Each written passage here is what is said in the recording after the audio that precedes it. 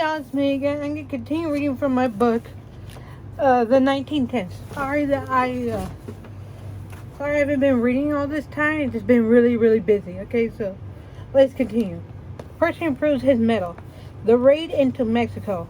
Gene Smith. The United States would soon become involved in World War I's fighting, but who commands such an enormous force? One leader jumped to the front.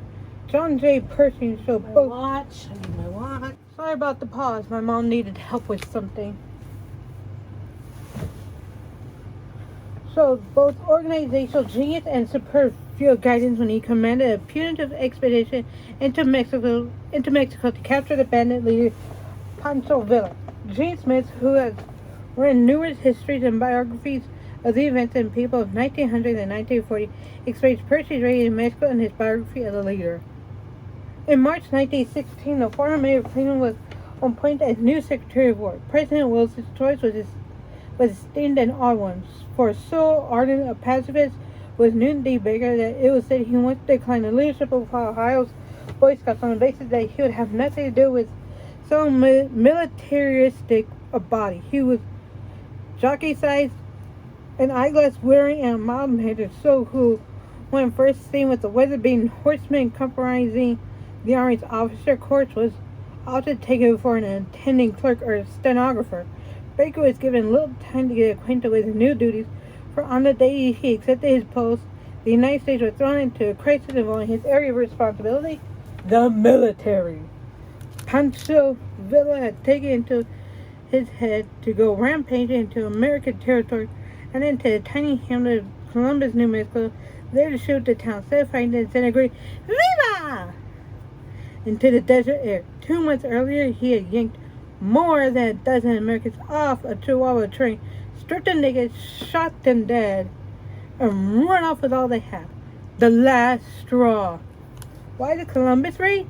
The reason was never fully explained. It was Pancho Villa's way. The marauders galloped off, bodies left in the sandy streets of the little settlement, set in the flat and dusty and bleached, unshadowed land of shimmeringly hot and dry winds, sagebrush, and rattlesnakes. It was the last straw for the Americans. For years, pronunciamentos of Presidente Collado, I think I say it. Yes, I may be Hispanic, but I lived with my American English-speaking mom more than I did with my Spanish-speaking dad.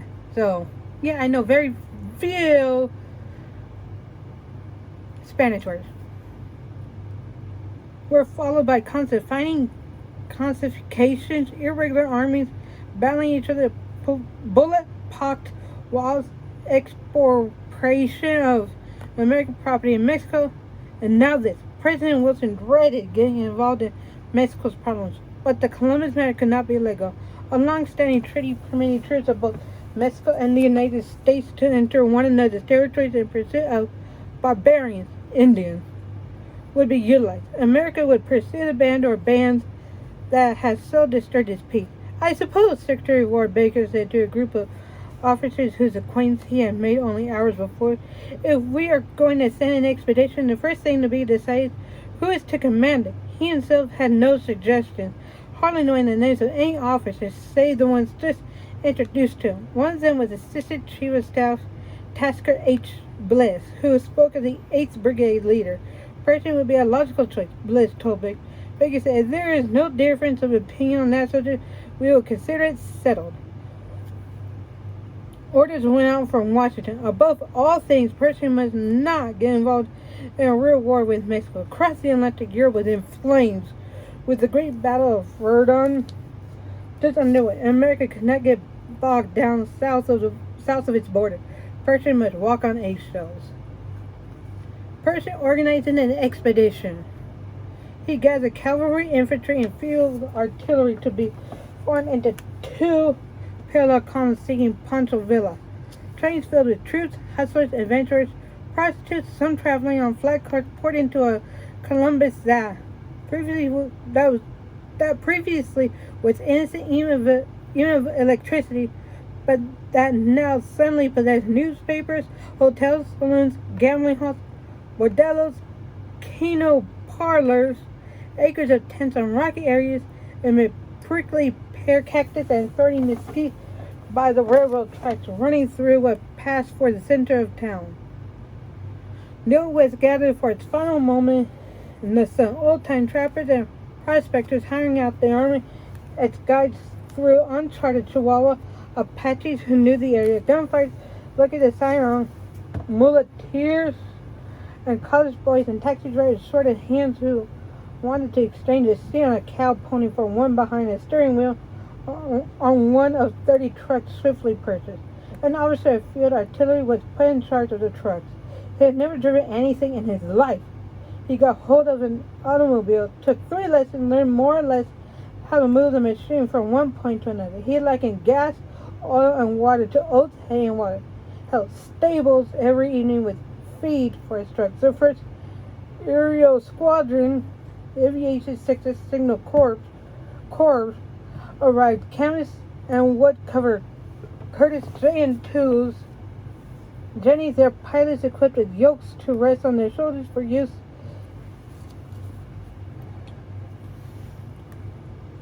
in banging a plane into a turn. The pilots carried pistols. There were no other ornaments. Percy's traveling headquarters consisted of 2 clerks, an orderly, a cook, a couple of officer aides, and a few trailing journalists from the Sheldon Hotel bar in El Paso. One officer not detailed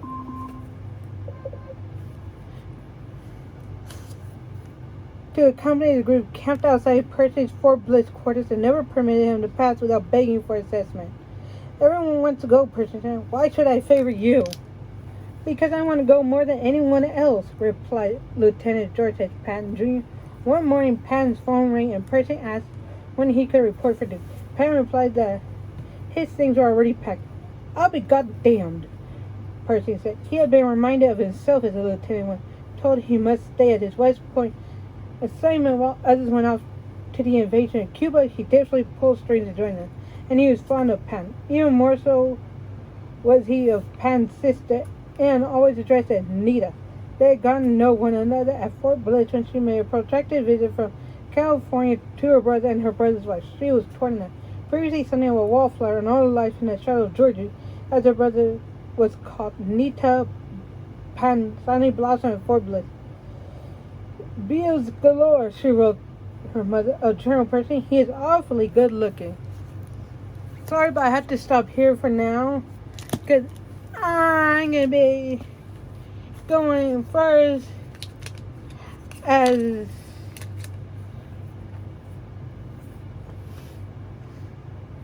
the people who sit in the seats on The Price is Right, and hopefully I get called down, okay? So right now I need to check on my access and whatnot, so I might be able to do this later. I might be able to do this soon, or maybe later today, who knows. Okay, bye. Pray for me that I get to be on as a contestant, okay? And please like and follow my videos, and if you're on YouTube, please ring that bell notification so that you can know when I upload and rate this video. And if you're on TikTok, please like and follow my videos. And on YouTube, please rate and subscribe. And please pay for something on either my eBay and or my card, okay? Bye!